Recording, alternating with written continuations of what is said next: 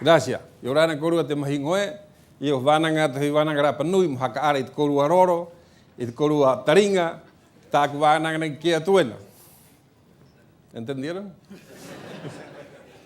Es parte de nuestro misterio. La cultura viva de Isla de Pascua se expresa hoy día a través de su lengua y de otras manifestaciones. Pero gracias a la invitación de TED y gracias a los 18 minutos, tuve que pensar cómo entregarle algo de la historia humana de esa isla a ustedes.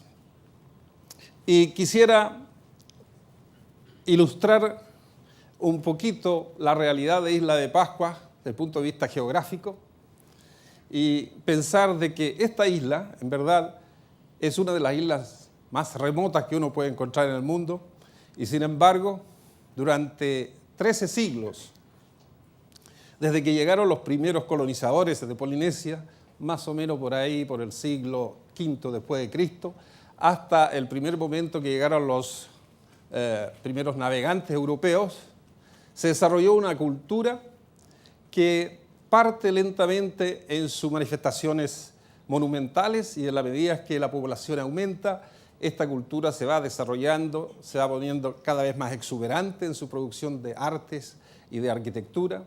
Y finalmente por ahí, por el siglo XV o XVI después de Cristo, la población logra llegar a su pic de aproximadamente 20.000 habitantes. Desciende esta población por conflictos internos, por baja de la fertilidad cuando hay escasez de alimentos, por aumento de la mortalidad, especialmente infantil, y finalmente se encuentra en estas curvas de bajadas por ahí por el siglo XVIII comienzo, con los primeros contactos con el mundo exterior. Y este contacto entrega otros elementos que diezman más aún la población para que en 1877 la población total de esa isla no era más que 111 habitantes. Entonces es una historia un poco dramática de desarrollo de la cultura hasta llegar a un apogeo y decadencia o un colapso que nos trae entonces a casi el exterminio. Muchos arqueólogos han escrito sobre esto y también han especulado muchas personas que han querido encontrar ahí una explicación más mágica, incluso extraterrestre, a cómo se desarrolló esta cultura. Porque en los cánones normales de la historia, como decía el profesor William Malloy, uno espera el desarrollo de una civilización asociada con sobreproducción de alimentos o de recursos que permite canalizar ellos para trabajos públicos, para desarrollar obras. Y en muchos lugares también requiere desarrollo de tecnologías como el riego, para que así la intensificación de producción de alimentos va a la par con la mano de obra y eventualmente esto se canaliza a obras más grandes. Y esto pasa a ser en Isla de Pascua un real misterio cuando los arqueólogos se encuentran con una realidad diferente. Cuando llegaron los primeros colonizadores, lo que ellos encontraron es un bosque de baja diversidad biótica, porque esta isla está a mucha distancia de los centros de dispersión de flora y fauna, como el sureste de Asia, como Nueva Guinea, Australia y el continente americano. Cerca de 4.000 kilómetros de la costa sudamericana y 11.000 a 12.000 kilómetros de Nueva Guinea, Australia. Entonces, la cantidad de especies de flora y fauna que pueden llegar a esta isla, evidentemente son mucho menor que aquellos territorios más cercanos a estos centros. Llega el hombre y lo primero que hace es establecerse en la costa donde hay agua fresca, haciendo pozos, interceptando corrientes de agua, subterráneas, porque no hay río. Y a la vez empiezan a cortar los árboles. Y se produce entonces tal vez el mayor impacto sobre la isla, que es la deforestación de Isla de Pascua. Deforestación que fueron causadas, unos, porque había necesidad de crear áreas para introducir nuevos cultivos. Deforestación porque cuando llegaron los primeros colonizadores tal vez en números de 50 o menos de 100, venían gente exclusivamente a establecerse ahí. Era expedición especial, de acuerdo a la tradición oral, dirigida o comandada por un rey, el rey Hutumatua. Traían más hombres y 2 damas, la señora del rey, la reina, y la hermana del rey. Pero venía en esa embarcación y probablemente en otras una población diferente, que eran las ratitas polinésicas. Ahora, las ratas llegaron a Isla de Pascua mucho más astutamente que los polinésicos, porque venían con sus parejas. Y cuando llegaron a Isla de Pascua se multiplicaron de tal manera que en poco tiempo la isla estaba invadida de ratas y estaban comiendo o sobreviviendo, comiendo las semillas, las frutas, y eso reducía tremendamente el ritmo natural de reproducción de los árboles. Pero lo otro interesante es que Isla de Pascua está a 28 grados al sur del Ecuador y está en una zona que no es común, como pasa por ejemplo con Samoa, Tonga, Hawái, etc., donde el clima un poco más tropical acelera la reproducción de las plantas, crece más rápido a las plantas. En Isla de Pascua usted corta un árbol y hay que esperar mucho tiempo si es que se recupera. Tiene otro fenómeno, la temperatura, la salinidad del mar, que el viento lo trae a tierra y por lo tanto afecta a las plantas. Entonces cuando uno corta un árbol grande que protege a otros más pequeños, lo que hace es crear una especie de efecto dominó, que los árboles más débiles quedan expuestos a los vientos con salinidad y por lo tanto se van muriendo. La deforestación entonces fue causada por el hombre, por las ratitas, por el efecto de salubres de los vientos y tal vez por este cambio climático que nos causa el fenómeno del Niño que se ha hablado y se conoce del Pacífico, que cada 5 o 6 años se produce sequía. Tenemos varias causas de esta deforestación. Pero deforestada la isla por estos diferentes factores también causa erosión.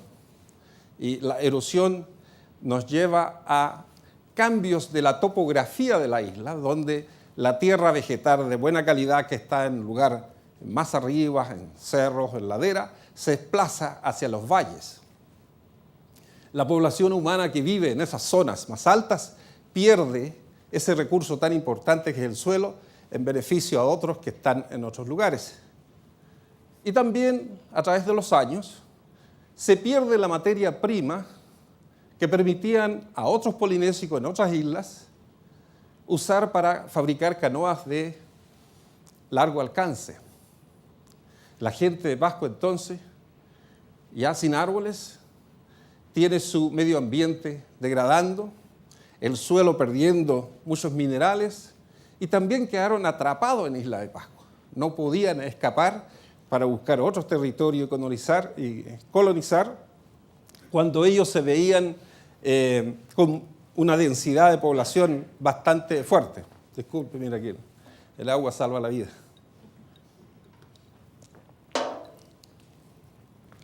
Nos encontramos entonces con una isla que fue destruida por la gente y por estos otros factores que eventualmente conduce a que la producción de alimentos se escasea.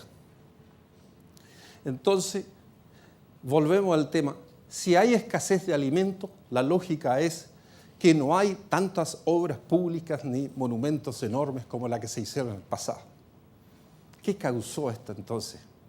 Que los polinésicos en Isla de Pascua, atrapados, casi sin alimento, logra producir obras gigantescas que representan a sus antepasados.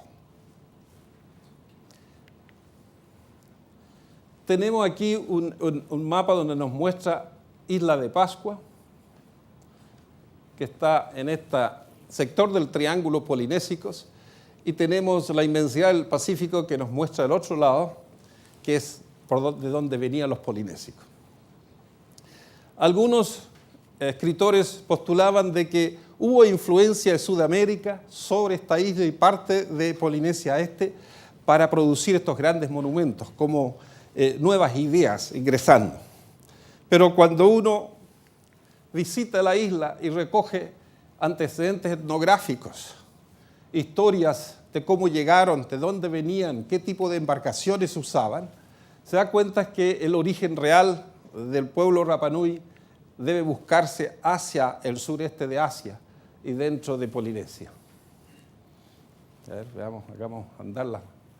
Ahí está. La historia oral nos cuenta de que llegó por un lado de la isla, un lado protegido. Sin embargo, hacia el siglo XV y XVI la isla entera estaba ocupada y impactó en toda su superficie la destrucción de bosques. Hoy día, Isla de Pascua se ve, como ustedes ven ahí, una foto satelital, y la parte oscura es el bosque que queda, pero un bosque replantado hace poco o reforestado desde los 80. La cultura Rapa Nui, sin lugar a dudas, es polinésica. Produjeron tremendos monumentos que representan a los antepasados. Y estos monumentos perdón,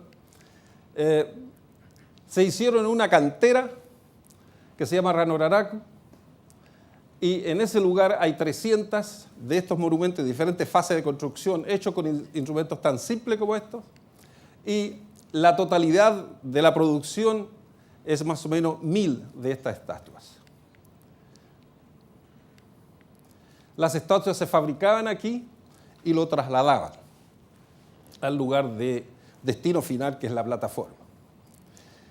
Decíamos en un comienzo de que es una paradoja que en un lugar hay escasez de alimentos, hay escasez de recursos, y sin embargo la gente fueron capaces de hacer trabajos públicos como estos, que demandaban liderazgo y que demandaban mucha energía. Lo que hoy día entendemos después de varias décadas de investigaciones es que lo que ocurrió en Isla de Pascua no fue precisamente producto de sobreproducción de alimentos, sino que al revés.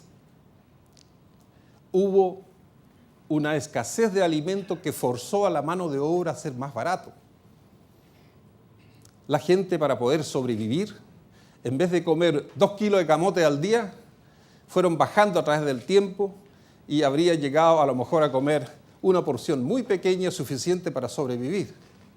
Pero motivarlos a que a la vez estén trabajando en obras como esto es una tarea de los líderes religiosos y políticos, que eran los sacerdotes, que motivaban a su gente, a su linaje, en forma competitiva con los otros linajes vecinos, e incluso a través de competencia vía generación.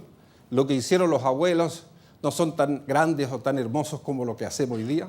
Entonces fueron capaces de mantener enfocado a esta población a trabajar, motivados para tener la imagen de su antepasado más hermosos, más vivos, comiendo lo mínimo necesario. Pero eso fue un equilibrio que duró cierto tiempo nomás. Duró cierto tiempo porque bastaba que se produjera una sequía para que la escasez fuera total y para que así se motivaran los conflictos, robando alimentos de un lado o de otro.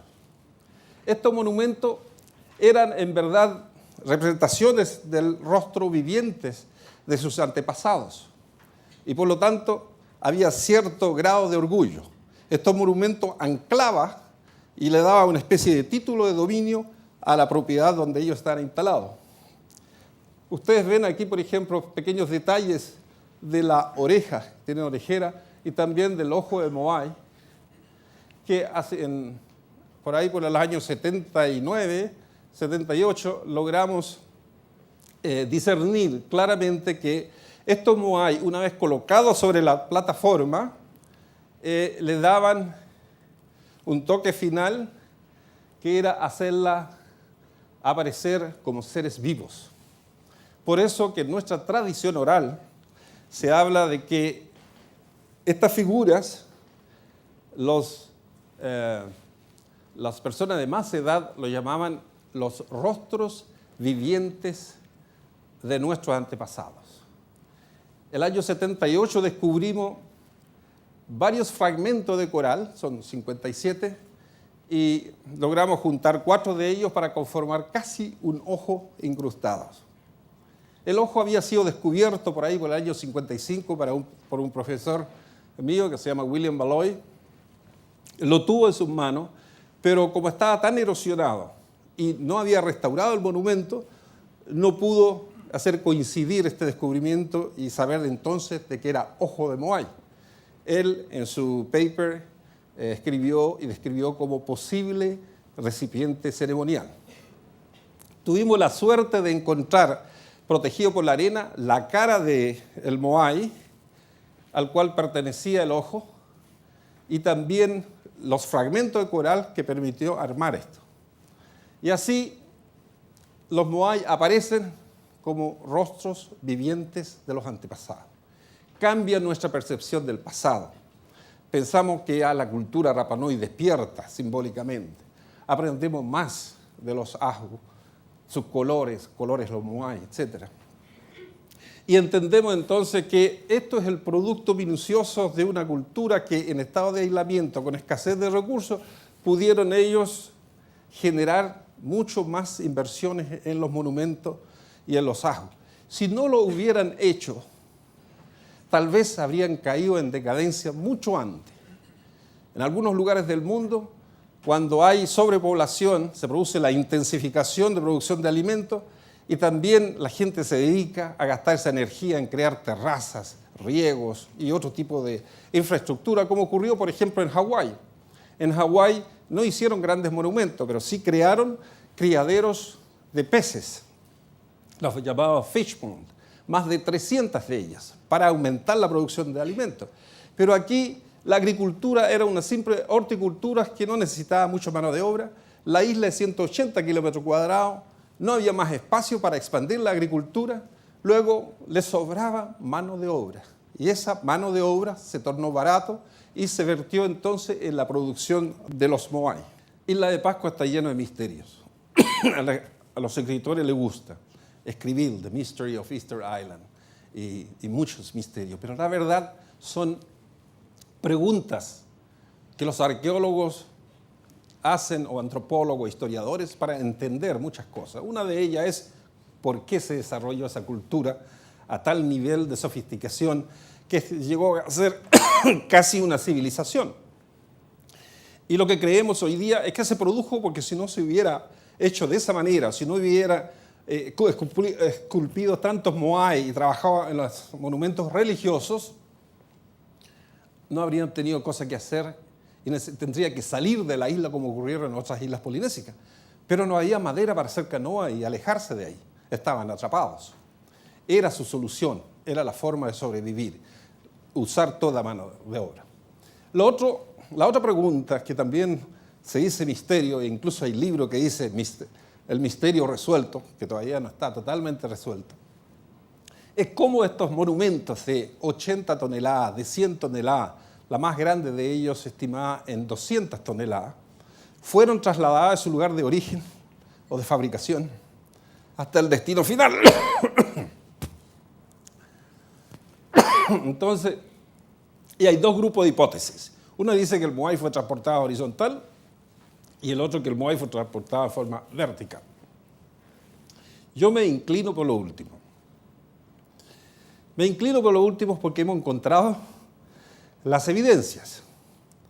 Los Moai, una vez que se fabrica en la cantera, le dejan dos formas de bases, una que es cóncavo y el otro es convexo. La forma convexa es para Moai más pequeños, de manera que se puede mover en esta forma. Y la otra más grande es cóncava, de manera que la base mismo del Moai permite, el borde, el freno para que no se caiga hacia un lado, hacia el otro, durante el proceso de moverlo como si moviera un refrigerador y desplazar el Moai. Esto lo hemos medido y están, este detalle, en la plataforma y también, en la cantera y en la plataforma. El otro elemento importante para entender el por qué o cómo los Moai se trasladaban en posición vertical es que hay un cambio del centro de gravedad. Los Moai más antiguos, con formas más antropomórficas, tienen el centro de gravedad más elevado. Pero en la medida que los moai se iban estilizando con el tiempo, se pone más puntudo, la base un poquito más ancha, el centro de gravedad baja y pasa a ser como una especie de mono porfiado. Entonces, esos son los primeros rasgos. Lo otro, que la base de los moai lo cortan de tal manera que queda inclinada hacia el frente, más o menos 5 a 7 grados. Entonces uno puede imaginarse un moai que lo mueven, lo inclinen hacia un lado y con el mismo peso hacia adelante lo mueve. Se inclina y lo mueve. Ahí tenemos una foto de la base de un moai que está en la cantera, que tiene esa curva así, ¿eh? Como una, ¿cómo se llama silla mecedora? Rocking chair, como dicen en inglés. ¿Ya?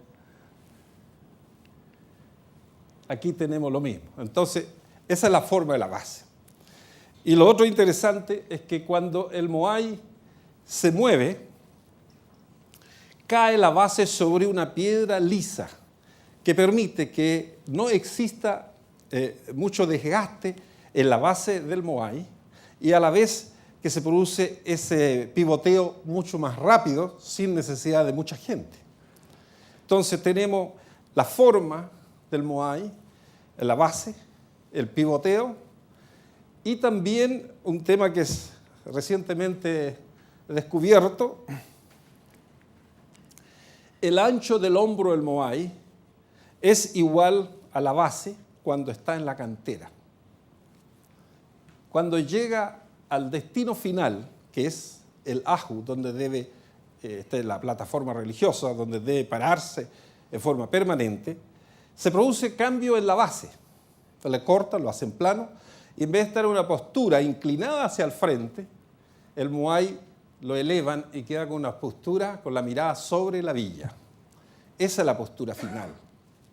Pero a la vez, como durante el proceso de transporte en posición vertical se producen daños laterales y en la base, entonces se vuelve a pulir y a ajustar y cambia entonces el ancho de la base versus el hombro. Esa figura ahí le demuestra a ustedes cuánto se perdió de la base. Todos los moai que están sobre la plataforma tienen entonces una forma más de corazón y la base plana para dejarlo en posición permanente, que es mirar sobre la villa. Estos detalles que hemos descubierto han sido corroborados porque cuando hacemos las excavaciones frente a los ajos, encontramos estratos de diferente material y uno de ellos es la toba volcánica, que es el resto del moai que fue pulido y preparado para que quede parado, erguido sobre la plataforma. Bueno, eso es uno de los misterios que tanto se ha hablado, que es el transporte de los moai, y que para mí la mayor contribución de la cultura Rapa Nui al conocimiento general de la humanidad es precisamente ser capaz, en forma ingeniosa, transportar una pieza de arte de bastante peso en posición vertical y colocarlo a 20, 15 o más kilómetros desde el lugar de origen. Y ese misterio está relativamente resuelto, porque aún falta muchas cosas. Falta, por ejemplo, entender mejor cómo subieron y bajaron en terrenos que no son parejos, y si cuántos de ellos realmente llegaron a su destino o se cayeron, etc. Pero lo vamos a dejar pendiente para la hora de preguntas. Y un último dato importante que es el rongorongo, la escritura que se encontró en Isla de Pascua. Se ha hecho algunos cuestionamientos por algunos investigadores diciendo que esto es producto del estímulo que causaron los españoles en 1770 cuando llegaron a Isla de Pascua y firmaron unos papeles. La Isla de Pascua fue nombrada Isla San Carlos y entonces los Rapa Nui le copiaron a los españoles y empezaron a inventar esto. Lo que para mí, etnocéntricamente le digo, es una ofensa a mi cultura. Esta práctica del rongorongo ya se conocía de mucho antes. De hecho, había escuelas, había formas como entrenar para escribir. Usaban hojas de plátanos verdes, la parte de atrás tiene polvillos, y a rayarlos queda marcados como si fuera un cuaderno. Se hicieron muchos rongorongos, pero esto no es una escritura con sílabas, con palabras, con frases, sino que en el fondo es una escritura primitiva, que hay símbolos en que nos recuerda hechos, que basta con mirarlos para entenderlos. No es un sistema kanji como los chinos, es mucho más primitivo. Pero sin embargo, en esa condición de aislamiento que yo les relataba recientemente, se produjo esto. No se hizo en Hawái, donde había abundancia, no se hizo en Tonga o en Samoa, otras islas polinésicas con mucho más habitantes, mucho más recursos. Se produjo en un lugar de casi extrema escasez. Los rongorongo permanecen hasta el día de hoy un misterio. Los intentos de traducciones han sido en vano.